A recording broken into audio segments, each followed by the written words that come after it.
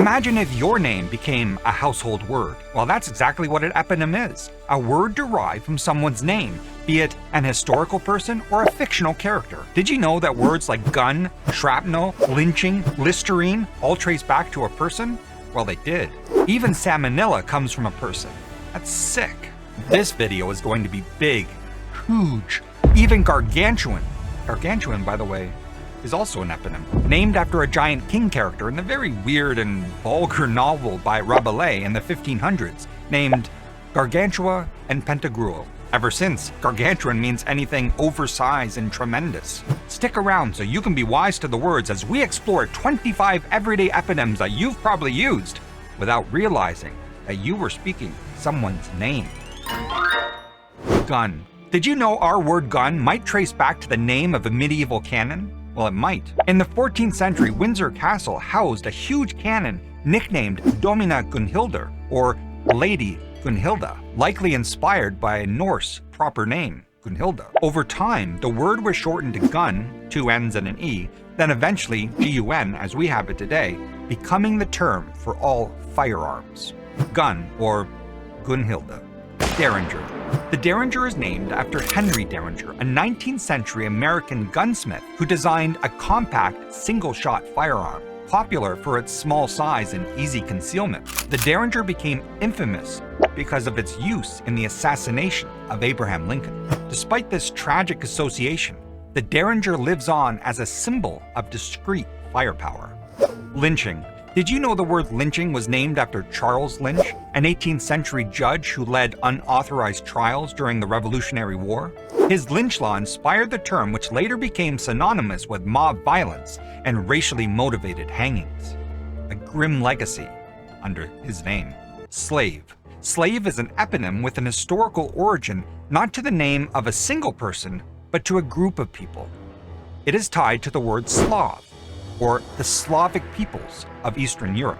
During the early Middle Ages, many slaves were captured and sold into captivity and servitude by conquering forces, mainly the Byzantine Empire and other Islamic traders. The widespread enslavement of the Slavs led to the French word esclave and to the Latin word sclavus, which eventually became the English word we use today. Over time, the term expanded from its original ethnic association to describe anyone in a state of forced servitude. But the word slave originally referred to the Slavic people of Eastern Europe, and a stark reminder of that region's historical suffering. Graham cracker. The graham cracker is named after Sylvester Graham, a 19th century American Presbyterian preacher who championed a healthy whole grain diet as a path to moral and physical purity. He believed that bland food suppressed sinful desires, and this led to the creation of the original graham cracker. Today's sugary version would probably make Graham roll in his grave, but his name stuck around anyways. And that's a crummy thing to do. Dunce. Did you know that the insult dunce was originally a compliment? It's named after John Duns Scotus, a 13th century Scottish philosopher and theologian and Franciscan friar, whose followers and disciples were known as the Scotus, or the Dunsmen. They were originally admired for their scholarly ideas. The Dunsmen had intellectual power in many of the universities up until the Reformation. However, by the Renaissance, John Duns Scotus's overly complex teachings and hair-splitting methods fell out of favor, and the Dunsmen became known as the Dunces, a term of ridicule for those seen as stubbornly unintelligent, and that led to today's meaning of dunce as someone slow to learn, a dullard, a dolt, an ignoramus, hence the dunce cap. Leotard. Did you know the leotard is named after a daring 19th century performer? Jules Leotard, a French acrobat and aerialist, famously invented the art of the flying trapeze and wore a fitted, flexible garment that allowed him to move freely during his stunts. His outfit was so iconic that it was named after him, giving us the leotard. We're men in tights, tights. This is an important announcement. Studies published right here on the internet reveal a groundbreaking discovery. People who enjoy learning about the origins of English words and who hit the like button and the subscribe button are scientifically proven to be the smartest people alive and 120% cooler than people who don't. And who published this study? We did. at Wize to the Wordz, science. Levi jeans. Levi jeans are named after the man who popularized durable denim pants. In the 1870s, Levi Strauss, a German-American businessman, teamed up with the tailor Jacob Davis to create rugged work pants reinforced with metal rivets for the miners and laborers of the American West. The pants became a hit for their strength and longevity, and soon Levi's became synonymous with sturdy, reliable jeans, an iconic staple that endures to this day. Tupperware. You know Tupperware was named after its inventor? In the 1940s, Earl Tupper, an American chemist, developed a line of airtight, durable plastic containers that revolutionized food storage. With the addition of home-based Tupperware parties led by the marketing genius Brownie Wize, these containers became a household essential, and today, Tupperware has become synonymous with convenient, reusable food storage containers. Even when the brand's Rubbermaid or something else, it's Tupperware. Actually, in the 90s, Tupperware was everywhere in my house because my mom used to sell it. Those Tupperware parties were wild. Wild times. Wild days. Balaclava.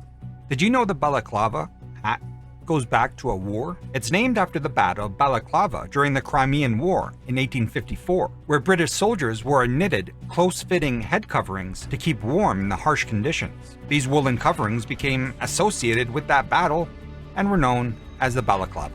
And now they're go-to gear for staying warm in the winter and for robbing banks. Hey, this isn't a balaclava.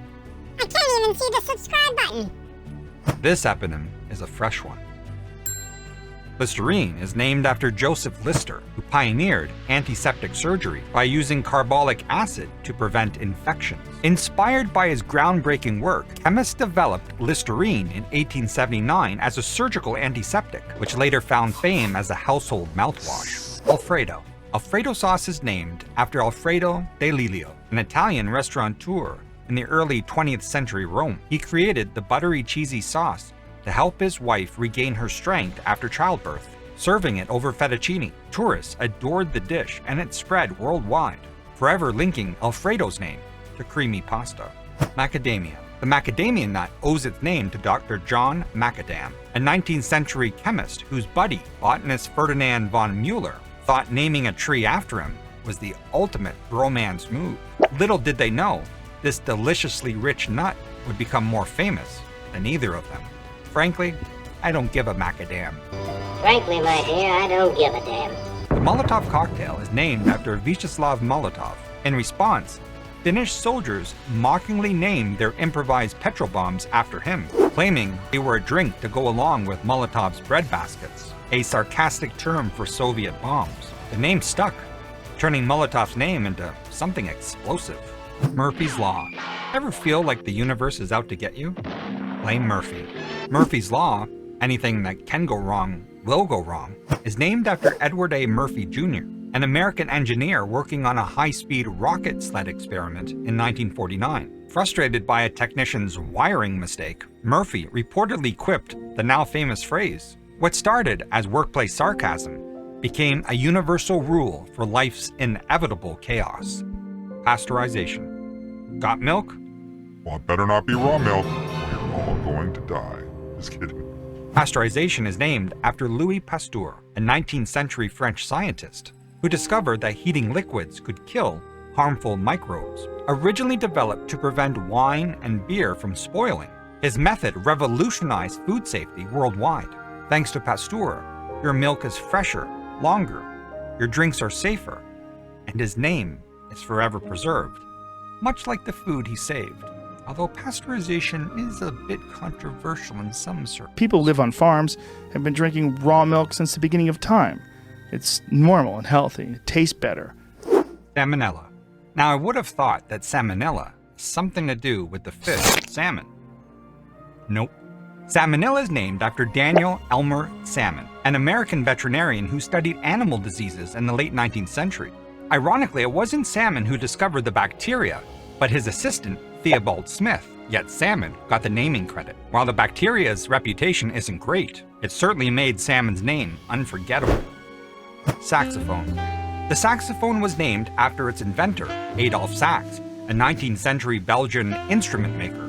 Sax created the saxophone to bridge the gap between the brass and the woodwind instruments, revolutionizing orchestras and later becoming a jazz icon. Braille. Did you know Braille was named after its inventor, Louis Braille? Blinded as a child, he created the tactile dot system in the 1820s to help the visually impaired read and write. His invention transformed accessibility to the blind and ensured his name became a symbol of literacy for the vision impaired. Pilates. Pilates takes its name from its inventor, Joseph Pilates, a German trainer who created the method to help injured soldiers and patients recover through controlled, core-focused movements. Today, Pilates have become a worldwide craze, with his name forever tied to balance and strength. Uzi. The Uzi is named after Uziel Gal, an Israeli army officer who designed the compact submachine gun in the 1940s. Eventually, it became a popular rapid-fire weapon.